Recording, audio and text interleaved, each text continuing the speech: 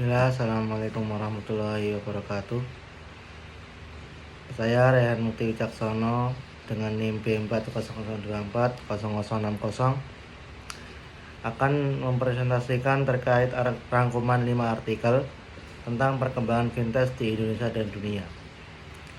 Artikel pertama yaitu apakah vintage mengancam kinerja perbankan syariah di Indonesia.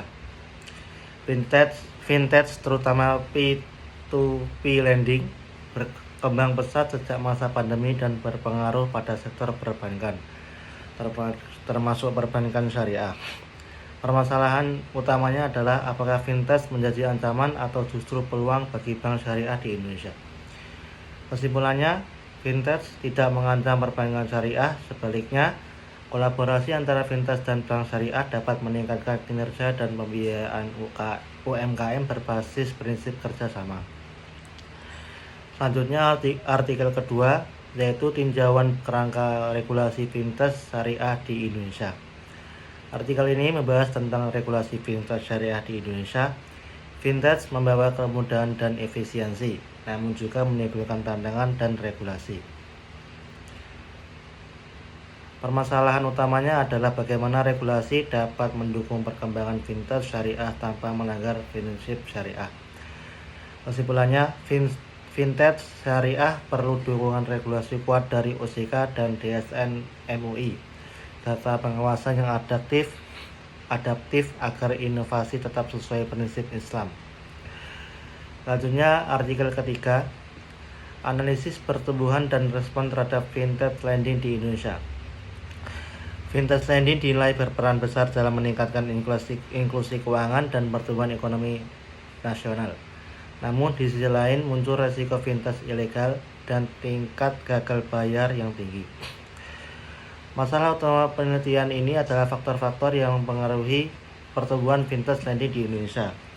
Kesimpulannya, pertumbuhan vintage dipengaruhi oleh kepercayaan masyarakat, regulasi pemerintah, dan akses digital. Walau memberi dampak positif, pengawasan tetap dibutuhkan untuk menghindari resiko dan praktik ilegal. Yang selanjutnya artikel keempat, keuangan modern, leverage, kecukupan modal, dan stabilitas keuangan dalam industri vintage. Artikel ini membahas bagaimana vintage mempengaruhi stabilitas ekonomi keuangan global. Inovasi seperti P2P lending dan digital banking membawa perubahan besar, namun juga risiko baru karena tidak semua lembaga vintage diawasi secara ketat seperti bank tradisional. Kesimpulan, stabilitas industri vintage sangat bergantung pada tingkat leverage dan kecukupan modal. Regulasi yang ketat diperlukan agar inovasi vintage tidak menimbulkan ketidakseimbangan keuangan. Yang terakhir artikel kelima, menavigasi inisiatif regulatory sandbox untuk inovasi dalam vintage lending. Artikel terakhir membahas konsep regulatory sandbox, yaitu sistem uji coba terbatas bagi inovasi vintage agar bisa berjalan aman sebelum diterapkan luas.